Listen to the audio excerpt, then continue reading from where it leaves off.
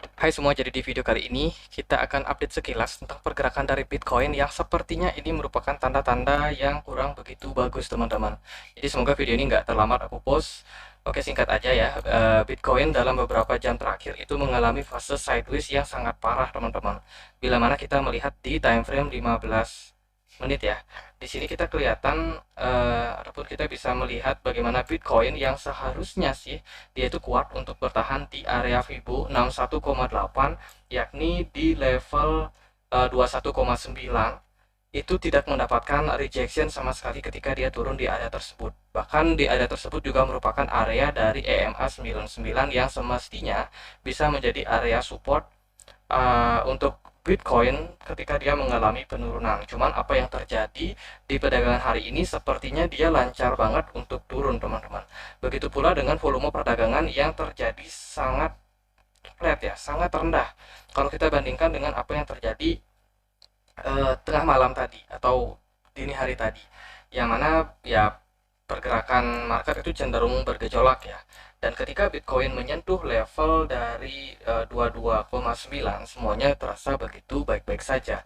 Tapi baru kelihatan ketika sore hari. Di perdagangan hari ini aku melihat Bitcoin benar-benar nggak begitu bagus sepertinya untuk pergerakannya. Sepertinya ini masih bisa lanjut turun dan ini akan ada potensi terjadi bull run teman-teman. Kalau dari indikator sendiri, indikatornya masih melanjutkan penurunan ya di time frame 15 menit untuk RSI-nya. Begitu juga dengan MACD. Bahkan di sini ketika Bitcoin itu mantul di area Fibo 50 di kisaran 21, 7 itu ketika dia naik lagi dan testing di area EMA 99 di 21,9 ini malah kena reject teman-teman. Oke, semoga video ini belum terlambat. Jadi buat teman-teman yang melakukan trading yang sudah terlanjur masuk, ingat untuk pasang stop loss.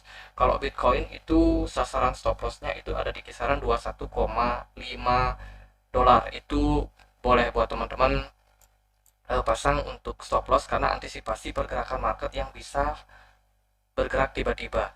Maka dari itu, ketika Bitcoin sudah keluar dari area falling wedge di sini, maka ini bukan berarti kalau Bitcoin ini akan lanjut bull run, teman-teman. Ada potensi dia lanjut bull run, cuman sepertinya tanda-tanda yang saat ini ditunjukkan oleh market, dia tidak berhasil untuk mempertahankan EMA 99 yang semestinya ini merupakan level di mana Bitcoin itu bisa mendapatkan pijakan dan kembali melanjutkan kenaikan, itu tidak berjalan sebagaimana mestinya.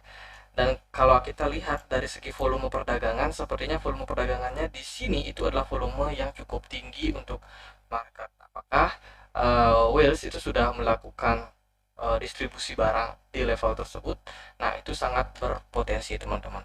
Terus kalau kita lihat di time frame 1 jam, di time frame 1 jam aku juga memperhatikan bahwa dari MACD ini ada potensi terjadi dead cross, so kita harus lebih berhati-hati dengan kondisi seperti ini.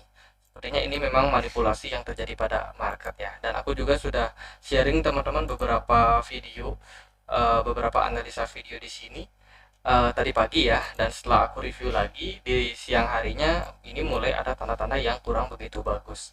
Jadi semoga quick update ini bisa untuk menambah kewaspadaan kalian.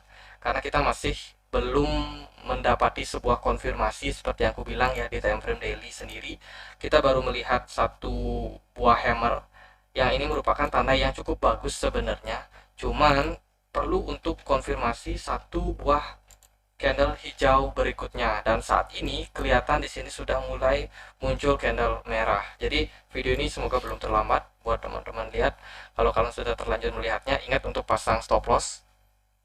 Jadi kita bisa untuk lebih berhati-hati lagi sebelum kita entry ke market karena sepertinya apa yang terjadi saat ini bisa jadi merupakan manipulasi juga teman-teman, karena di luar sana itu banyak sekali analis yang memperkirakan level 20.000 merupakan level yang sangat kuat untuk Bitcoin dan mereka expect bahwa Bitcoin mantul di area tersebut.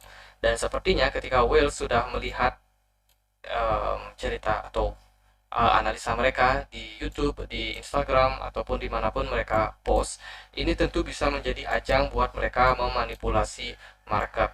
So, hati-hati, hati-hati sekali di level-level sekarang. Sepertinya memang ini ada tanda-tanda terjadinya manipulasi market.